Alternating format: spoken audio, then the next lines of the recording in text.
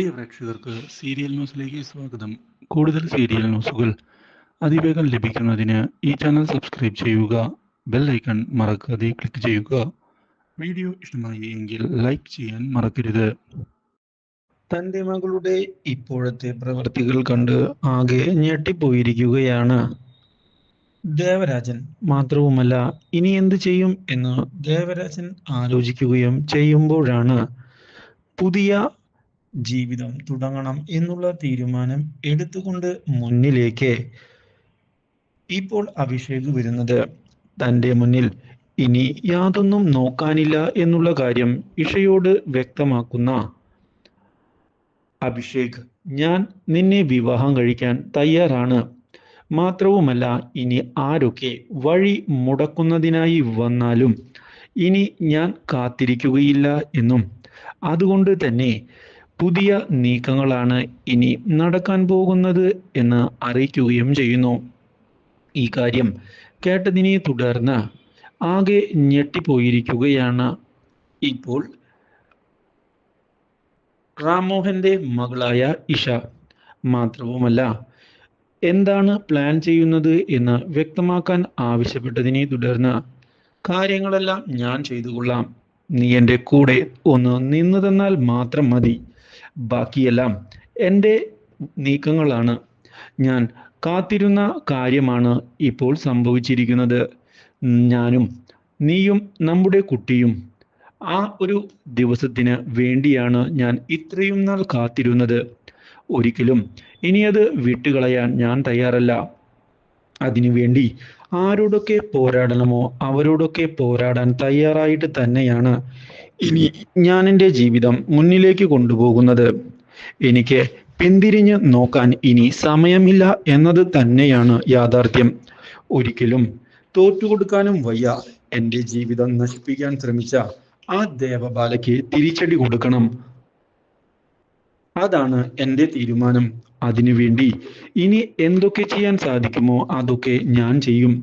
നീ എൻ്റെ കൂടെ ഉണ്ട് എന്നുള്ള വിശ്വാസത്തിലാണ് ഇനി കാര്യങ്ങൾ ഞാൻ മുന്നിലേക്ക് കൊണ്ടുപോകുന്നത്. മാറ്റങ്ങൾ ഉണ്ടാകണം, ഉണ്ടാക്കുക തന്നെ ചെയ്യും. ഇനി പിന്തിരിഞ്ഞു പോകാൻ ഞാൻ ഉദ്ദേശിക്കുന്നില്ല. ഞാൻ ഇത്രയും നാൾ കാത്തിരുന്ന ആ ദിവസം ഇപ്പോഴാണ് എനിക്ക് ലഭിച്ചത് എന്നതാണ് സത്യം. ഞാൻ ഇങ്ങനെയൊരു ദിവസം ഒരുപാട് നാളായി സ്വപ്നം കാണുന്നു എന്നത് മറ്റൊരു സത്യമാണ്. ഇഷ, നിന്നെ ഞാൻ ഇനി ഒരിക്കലും കൈവിടില്ല. നീ എൻ്റെ കൂടെ തന്നെ വേണം. നീയാണ് എൻ്റെ ശക്തി. അതിന് അടിയറവ് വെക്കാൻ ഞാൻ തയ്യാറല്ല. ഇത് കേട്ടതിനെ തുടർന്ന് രാഹുലിനെ ഞാൻ എങ്ങനെയെങ്കിലും ഉപേക്ഷിച്ചുകൊണ്ട് വരും എന്നുള്ള കാര്യം ഉറപ്പാണ്. ജീവിതം എനിക്കും തിരികെ പഠിക്കണം. അഭിഷേകില്ലാത്ത ജീവിതം നല്ലതല്ല എന്ന് ഞാൻ മനസ്സിലാക്കുകയാണ്. എന്നെ ഇത്രയധികം മനസ്സിലാക്കി എൻ്റെ ജീവിതത്തിൽ ഇത്രയും നല്ല കോമ്പാക്റ്റബിൾ ആയിട്ടുള്ള ഒരു വ്യക്തി വേറെ ഇല്ല എന്നത് തന്നെയാണ് സത്യം. അതുകൊണ്ട് തന്നെ ഞാൻ ഇനി അഭിഷേകിനെ വിട്ടുപോകാൻ ഉദ്ദേശിക്കുന്നില്ല. അഭിഷേക് എൻ്റെ ജീവിതത്തിൽ നിൽക്കണം എന്നുള്ള ആഗ്രഹത്തിലാണ് വരുന്നത് എങ്കിൽ അഭിഷേകിൻ്റെ കൂടെ ഞാനും ഉണ്ടാകും. അടിയുറച്ച് തന്നെ നിൽക്കുക തന്നെ ചെയ്യും. ബാക്കി കാര്യങ്ങൾ നമുക്ക് വരുന്നതുപോലെ നേരിടാം അഭിഷേക് എന്നുള്ള കാര്യം ഈശ പറഞ്ഞതിനെ തുടർന്ന് അഭിഷേകിന് വളരെയധികം സന്തോഷമായിരിക്കുകയാണ്. താൻ അച്ഛനാകാൻ പോകുകയാണ്. അതുകൊണ്ട് തന്നെ ഇനി കാര്യങ്ങൾ വളരെയധികം ശ്രദ്ധിച്ചു വേണം മുന്നിലേക്ക് കൊണ്ടുപോകാൻ എന്ന് ഇഷയോട് വ്യക്തമാക്കുന്ന അഭിഷേക്, ഇനി ചെക്കപ്പിനും മറ്റു കാര്യങ്ങൾക്കും ഞാനും കൂടെ വരും എന്ന് അറിയിച്ചിരിക്കുകയാണ്.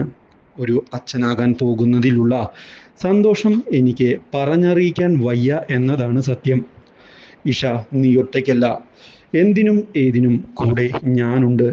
ഇനി നിനക്ക് ധൈര്യമായി പറയാം, നിന്റെ കുഞ്ഞിൻ്റെ അച്ഛൻ ഞാനാണെന്ന്. അതുകൊണ്ട് തന്നെ എന്തിനും ഞാൻ നിന്റെ കൂടെയുണ്ടാകും എന്നുള്ള ഉറപ്പും നിനക്ക് നൽകുകയായി.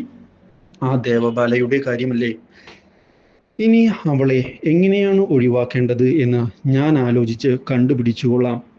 അതിൽ നീ ഇനി പേടിക്കേണ്ടതില്ല എന്ന് ഉറപ്പിച്ച് പറയുകയും ചെയ്തിരിക്കുകയാണ്. പക്ഷേ ഇതേ സമയം ദേവബാലയാകട്ടെ ആ കുഞ്ഞിനെ സ്വന്തമാക്കണം.